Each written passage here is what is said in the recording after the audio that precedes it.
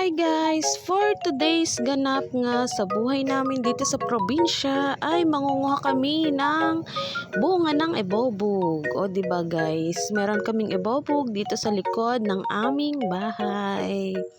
Ito nga't napakarami na niyang bunga, naglalaglagan na nga kaya napakarami na namang walisin.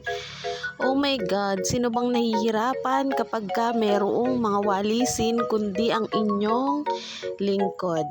Ayan nga pala guys, ako'y for the sungkit na ang person dahil nagka-crave ako ng matamis, charis, maasim.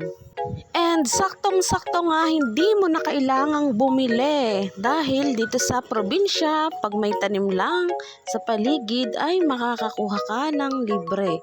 Ayan nga, hirap na hirap nga akong sungkitin kasi naman ang taas, hindi carry ng height ng